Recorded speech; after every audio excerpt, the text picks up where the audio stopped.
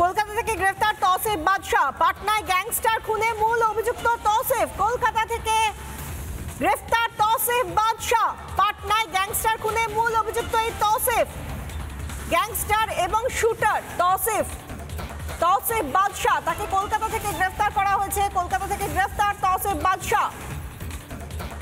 New টাউনে সুপারি কিলার তৌসিফ। তার সুখবৃষ্টিতে অগাধ আনাগোনা, একেবারে অবাধে যাতায়াত করতে পেরেছে সে দিনের পর দিন। কলকাতা থেকে গ্রেফতার করা হয়েছে তৌসিফ বাদশাকে। আমাদের সঙ্গে সরাসরি রয়েছেন প্রতিনিধি সৈকত, এই মুহূর্তে রয়েছেন আমাদের সঙ্গে। সৈকত, তৌসিফ সম্পর্কে কি জানা যাচ্ছে?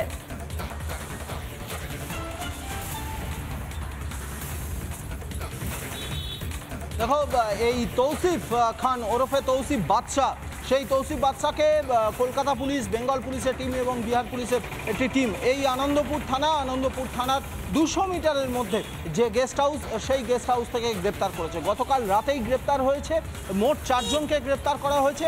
তৌসিফ, নিশু খান এবং নিশু খানের সঙ্গে এই দুজনের সঙ্গে আরও 2 জনকে গ্রেপ্তার করা হয়েছে। এই 4 জনের মধ্যে একজন তৌসিফের সম্পর্কে ভাই বলে জানা যাচ্ছে, পুলিশ সূত্রে জানা যাচ্ছে, এবং তার পায়ে বুলেট ইঞ্জুরি রয়েছে। এই পায়ে বুলেট ইঞ্জুরি, অর্থাৎ ভাইয়ের পায়ে বুলেট ইঞ্জুরির চিকিৎসা করার অছিলাতেই তারা কিন্তু ঘর ভাড়া নিয়েছিল এবং তারা লুকিয়েছিল এই আনন্দপুর থানা থেকে 200 থেকে 250 মিটার দূরত্বের একটি গেস্ট হাউসে। এবং যেটা জানা যাচ্ছে, গেস্ট হাউসে 2টি ঘর ভাড়া করেছিল এবং 2টি ঘরে মোট 4 জন এসেছিল, সঙ্গে পরবর্তীকালে আরও একজন এসেছিল। এই 4 জনের মধ্যে 3 জন তারা পরিচয়পত্র দেখিয়েছিল, কিন্তু বাকি একজন এবং পরে যে আসে সে কিন্তু তাদের পরিচয়পত্র দেখায়নি। কিছুক্ষণ আগেই এই আনন্দপুর থানাতে বিহার পুলিশের একটি টিম তারা এসেছে। আনন্দপুর থানার যারা আধিকারিক রয়েছেন তাদের সঙ্গে কথা বলে এই আনন্দপুর থানাতেই কিন্তু এই 4 জনের মধ্যে কয়েকজন তারা এখনও রয়েছে।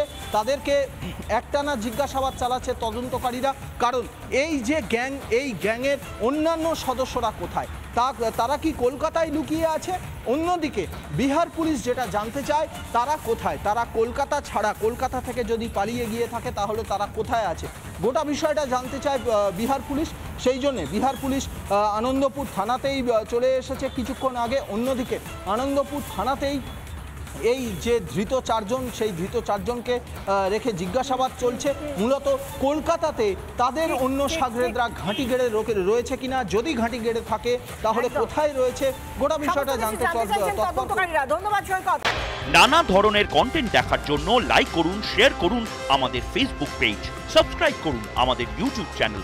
পাশাপাশি অন্যান্য ব্রেকিং নিউজের জন্য অবশ্যই চোখ রাখুন রিপাবলিক বাংলায়।